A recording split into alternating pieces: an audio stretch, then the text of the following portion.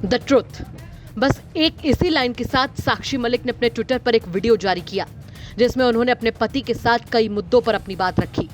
धन्यवाद किया चंद्रशेखर आजाद का, संयुक्त किसान मोर्चा का, महिला संगठनों का, सत्यपाल मलिक का और बताया कि क्यों हरिद्वार पहुंचकर भी उन्होंने मेडल प्रवाहित नहीं किए। जानिए 2 शब्द लिखकर साक्षी मलिक और उनके पति ने क्या कुछ कहा। सभी को नमस्कार। जैसा कि आप सब लोग जानते हैं कि हम पिछले कई महीनों से संघर्ष कर रहे हैं रेसलिंग फेडरेशन ऑफ इंडिया के प्रेसिडेंट बृजभूषण सिंह के खिलाफ, क्योंकि उसने भारतीय महिला पहलवानों का यौन शोषण किया है और भी काफ़ी सारे जो हैं घोटाले फेडरेशन के माध्यम से उसने किए हैं। पिछले कई दिनों से हम देख रहे हैं कि समाज में हमारे खिलाफ एक अलग से नैरेटिव बनाया जा रहा है, कुछ अफवाहें फैलाई जा रही हैं और साथ में मीडिया भी कई तरह की खबरें जो है दिखा रहा है। तो हमारा आज ये वीडियो बनाने का एक ही पर्पज़ है कि हम जो अपनी सच्चाई, जो असली सच्चाई है वो आप लोगों तक पहुंचा सकें। आज हम इस आंदोलन की शुरुआत से लेकर अभी तक पूरी की पूरी सच्चाई आपके सामने डिटेल के साथ रखेंगे। आज जो हमारे ऊपर कई तरह के जो आरोप भी लगे हैं, आज हम उनका भी जवाब जो है प्रूफ के साथ देंगे। सबसे पहला जो आरोप हमारे ऊपर लगा था वो लगा था कि हमारा ये जो आंदोलन है वो राजनीति से प्रेरित है। कांग्रेस लीडर दीपेंद्र हुड्डा ने हमारे को इस आंदोलन के लिए उकसाया है। आप सबको पता है कि सबसे पहले जो हम प्रोटेस्ट पे आए थे जंतर मंतर पे, वो जनवरी में आए थे और उस प्रोटेस्ट की जो परमिशन है वो बीजेपी के ही 2 लीडर्स ने ली थी। उसका प्रूफ है हमारे पास।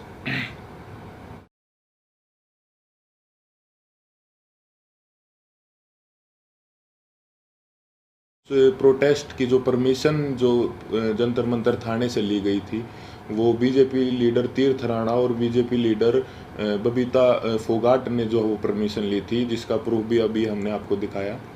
तो ये कैसे हो सकता है कि ये आंदोलन जो है वो कांग्रेस ने करवाया? गारंटी के साथ बोल सकते हैं कि 90% जो कुश्ती से जुड़े लोग हैं, चाहे वो पहलवान हो या कुश्ती से जुड़े हमारे कोचेस हों, उन सबको जो है ये पता था कि 10-12 साल से जो इस तरह की छेड़छाड़ जो महिलाओं के साथ जो है हो रही है या उन किसी और कुछ लोगों ने देखा भी था, जिसका प्रूफ मीडिया में कुछ कोचेज ने दिया है। कई लोग जो है इसके खिलाफ आवाज़ उठाना भी चाहते थे, लेकिन हमारी जो रेसलिंग कम्युनिटी है उसमें एकता की कमी थी। अगर किसी ने जो सिंगल अगर ये आवाज़ उठाने का फैसला भी किया तो वो बात जो है रेसलिंग जो है फेडरेशन के प्रेसिडेंट तक पहुंच जाती थी और उस आदमी के कैरियर्स में दिक्कत आना स्टार्ट हो जाती थी। लगातार और बार बार हमने सभी को बताया है कि जो हमारी लड़ाई वो सरकार के खिलाफ नहीं है, हमारी लड़ाई जो है रेसलिंग फेडरेशन के प्रेसिडेंट के खिलाफ है, क्योंकि जो भी शोषण उसने किया है, जो भी रेसलिंग के लिए गलत किया है, वो उसने फेडरेशन के पद पर बने रहते हुए किया है। और हमारी लड़ाई सरकार से वैसे भी नहीं हो सकती, क्योंकि जो मैंने अभी आपको पीछे बताया कि जो है बृजभूषण भी जो है वो रूलिंग पार्टी से ही सांसद है और जो जिन्होंने प्रोटेस्ट की परमिशन ली वो भी जो है बीजेपी के ही लीडर हैं। तो इससे तो ये साफ होता है कि भाई हमारी लड़ाई सरकार के साथ नहीं थी। और हमारे ऊपर दूसरा आरोप ये भी था कि हम इतने टाइम तक चुप क्यों थे। तो इसके कई कारण हैं। सबसे पहले तो एकता की बहुत कमी थी, एक साथ कभी हम हो ही नहीं पाए। और इसका दूसरा कारण तो आप समझ ही सकते हैं कि माइनर जो लड़की जिसने 161 के बयान दिए, फिर 164 के, उसके कई दिन बाद जो है उसने अपने बयान बदले, क्योंकि उसके परिवार को डराया गया, धमकाया गया। तो सिंगल आवाज़ उठा भी कैसे सकते थे। कुश्ती में आने वाले सभी खिलाड़ी बहुत ही गरीब परिवार से होते हैं, उनमें हिम्मत नहीं होती वो इतनी बड़ी व्यवस्था और इतने पावरफुल आदमी के खिलाफ आवाज़ उठा सके। और वो सब आप लोगों ने महसूस भी कर लिया होगा कि इंडिया के टॉप रेसलर्स ने मिलकर आवाज़ उठाई और उसके बावजूद भी उन्हें किन किन हालातों से गुजरना पड़ा।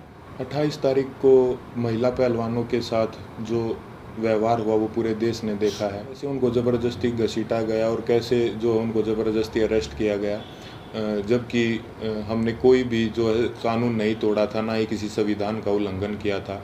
फिर भी हमारे ऊपर जो है इतना ज़ोर ज़बरदस्ती का और इतना बर्बर व्यवहार जो है किया गया पुलिस प्रशासन द्वारा। हम आप सबको ये क्लियर कर देना चाहते हैं कि जो 28 मई की जो महिला सम्मान महापंचायत की जो कॉल थी वो हमने नहीं दी थी, वो हमारे खाप चौधरियों ने दी थी महम में पंचायत के बाद।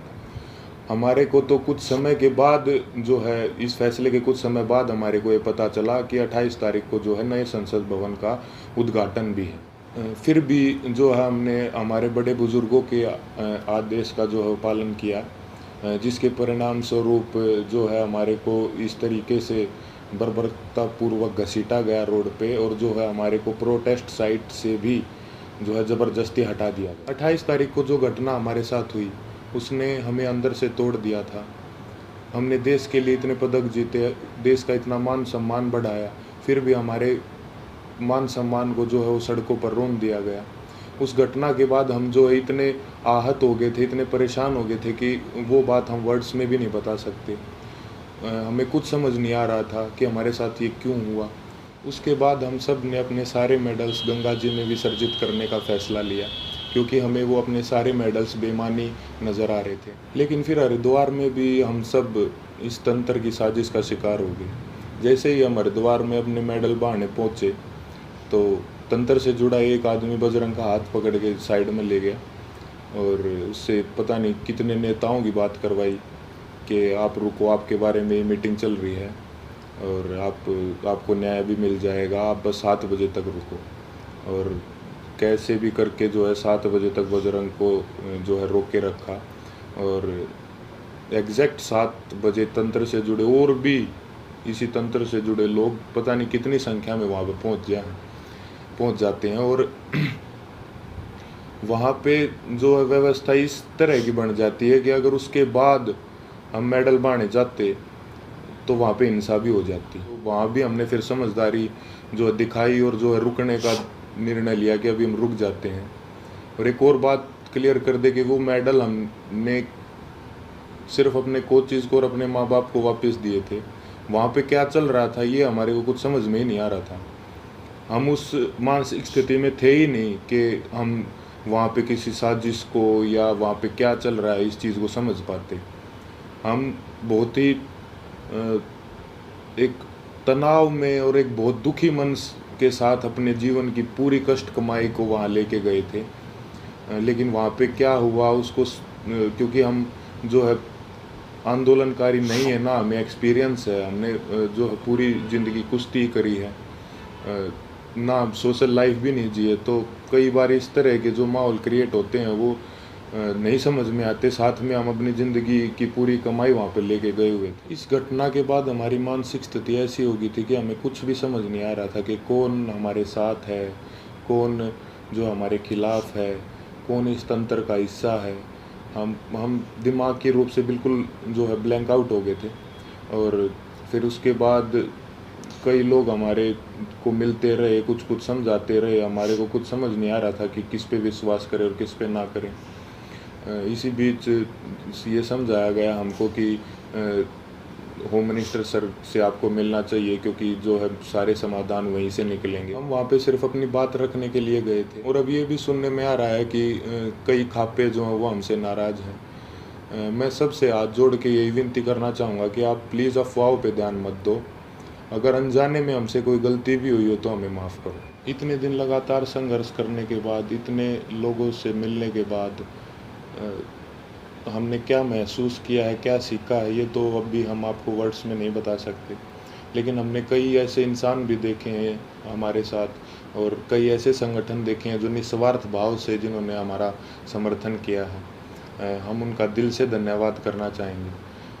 संयुक्त किसान मोर्चा ने जो है पूरे जी जान से धरातल पे भी जो है हमारा जो समर्थन किया है।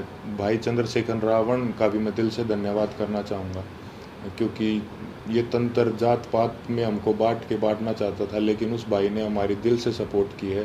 तो चंद्रशेखर भाई का भी दिल से धन्यवाद। सत्यपाल मलिक जी का भी मैं धन्यवाद करना चाहूँगा कि उन्होंने हमारे को प्रेरित किया कि कैसे बेबाकी से अपनी बात जो है रखी जाती है। साथ ही सभी महिला संगठनों का भी मैं जो है दिल से धन्यवाद करना चाहूँगा कि उन्होंने जितनी ताकत उनमें थी हमारा सपोर्ट किया है। साथ ही छात्रों का भी, हर एक उस इंसान का जो निस्वार्थ भाव से हमारे पास हमारे समर्थन के लिए आए हैं, उनका हम दिल से धन्यवाद करना चाहेंगे। और हम चाहेंगे कि आगे भी मुसीबत के समय में आप हमारा ऐसे ही साथ दें। इसके लिए मैं धन्यवाद करना चाहूँगा बीजेपी लीडर जो हैं बबीता जी और तीर्थ राणा जी का, कि उन्होंने जो है पहलवानों को एकजुट करने का काम किया। साथ ही उन्होंने इस आवाज़ को उठाने के लिए उन्हें मोटिवेट भी किया। उसके बाद इन्होंने ही सरकार के साथ जो है मीडिएटर बन के जो पहलवानों को एक कमेटी का नाम दे के जो है आश्वासन दिलवाया सरकार से, यही उसके बीच में जो है मीडिएटर थे। हालांकि वो बस एक आश्वासन ही निकला, क्योंकि उसके बाद जो है उस कमेटी का कोई रिज़ल्ट नहीं निकला और रेसलिंग फेडरेशन ने अपना काम वापस से वैसे ही सुचारू रूप से जारी रखा, जिसकी वजह से फिर हमें 3 महीने के बाद वेट करके जब हमें न्याय नहीं मिला तो हमें दोबारा जो है वो जंतर मंतर पर आना पड़ा। हम अपने माध्यम से सभी देशवासियों को ये संदेश भी देना चाहते हैं कि कभी भी किसी के साथ भी अगर कोई अन्याय होता है तो हमें जो है हमेशा ही एकजुट होने की जो ज़रूरत रहती है और होना चाहिए हमें एकजुट, क्योंकि हमने इतने इस दौर में यही महसूस किया कि कहीं ना कहीं ये तंत्र हमारी एकता की कमी है, जो हम बटे हुए हैं उसका ही ये फ़ायदा उठाता है।